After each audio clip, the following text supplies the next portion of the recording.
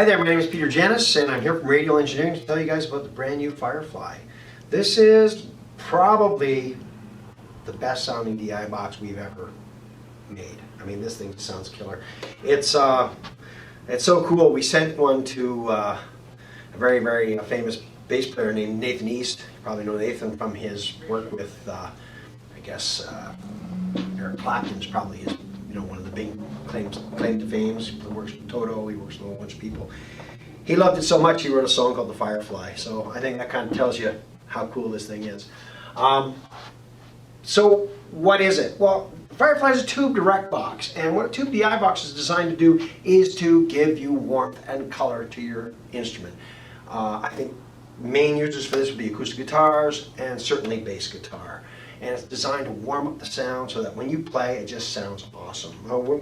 The Firefly is currently used by upright players, jazz players, rock players, all kinds of people using this thing to really good results. So I think you'll like it. Let me explain kind of what makes it cool and how it can work for you. First thing, there are two inputs. So there are two level controls here. So two inputs on the back, two level controls. And what that means is I can have two basses, let's say an active bass and a passive bass, hooked up to the Firefly. And from the Firefly, I can then select those by either using this little front switch, or I can actually get myself what they call a JR2 remote. And the JR2 remote has a little XLR out, XLR remote input. It's got a TRS input at this end.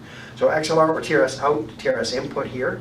And from there, you use a foot switch to select between the two instruments. And there's also a mute switch when you get this little option. So you can mute between sets and this kind of thing. So it's kind of a nice little add-on if you'd like, if you want to add a little more stage functionality.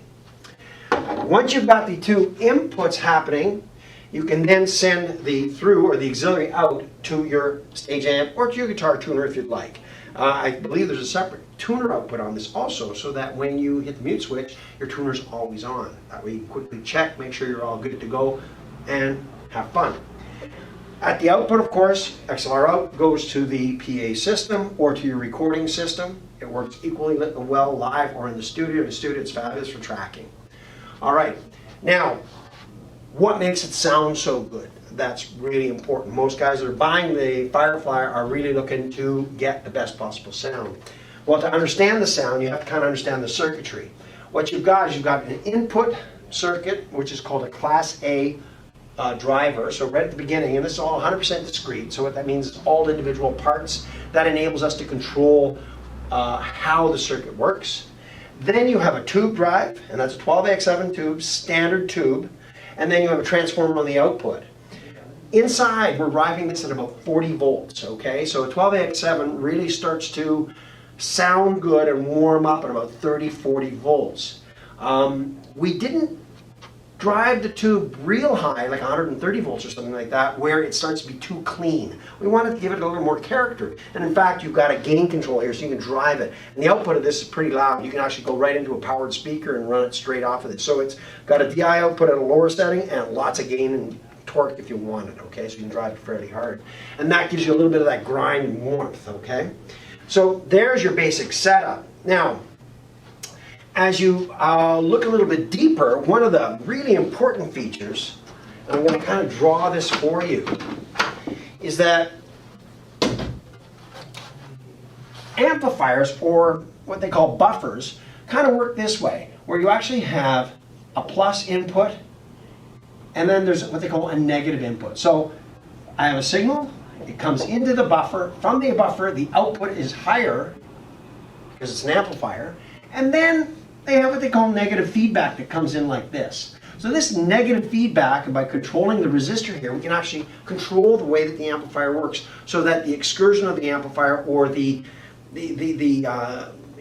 how it runs, so it won't run away, it won't do some funny things for us. So this, just Google basic amplifier circuit, and you'll find that they all have this simple design.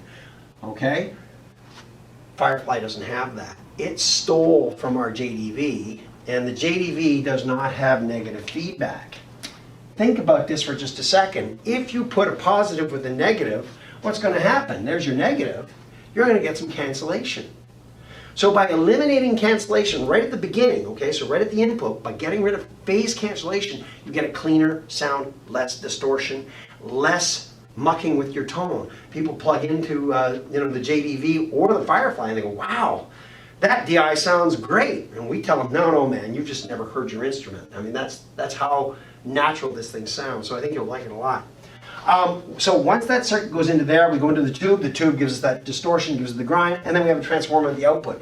Now, the transformer at the output is actually very important because if you think about it, when you hook up all this gear together, you know if you've toured, one of the biggest problems is noise, hum, buzz caused by ground loops.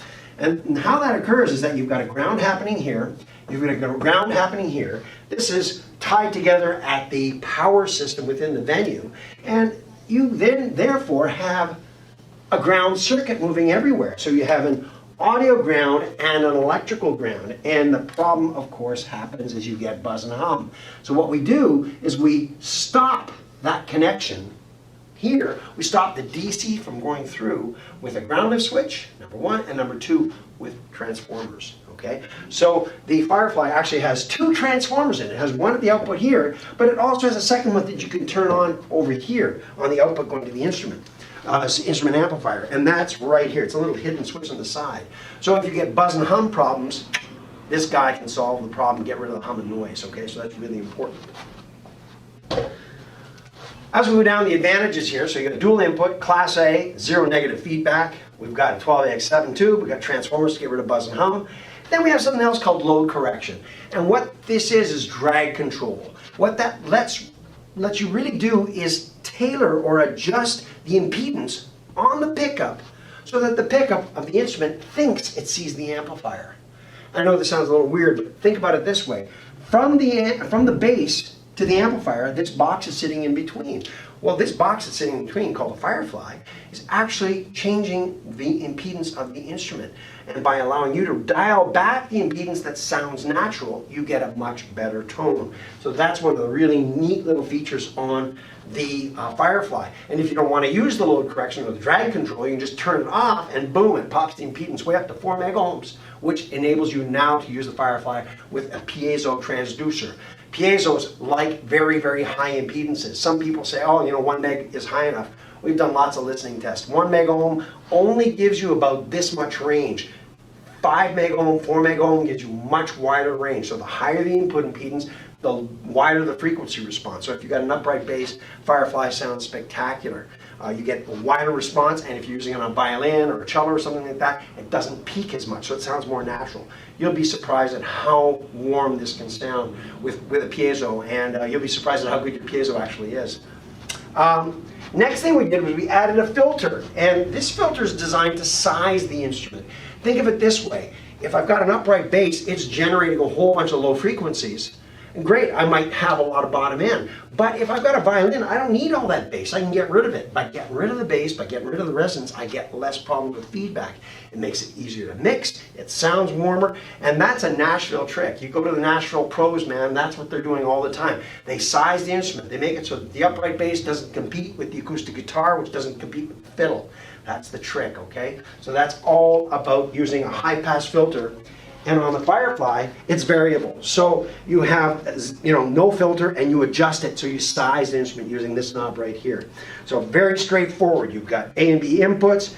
You've got an A/B select for the instrument that you want to have on, and this lets you adjust your 4-string passive versus your 5-string active so that they switch and they're at the same level. You've got drag control, load correction if you want to be able to use it with a piezo or with a magnetic pickup. You've got a variable high pass, or what they call a low cut filter, and that lets you size the instrument, and then you've got your output level, which lets you drive that tube as hard as you'd like to get a little bit more character to your tone.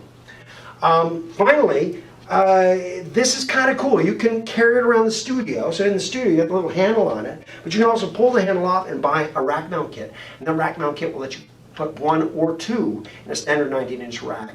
That means if you're going on tour, you can take your Firefly with you and sound great everywhere around the world. So there you go, Peter Janis, Radial Engineering.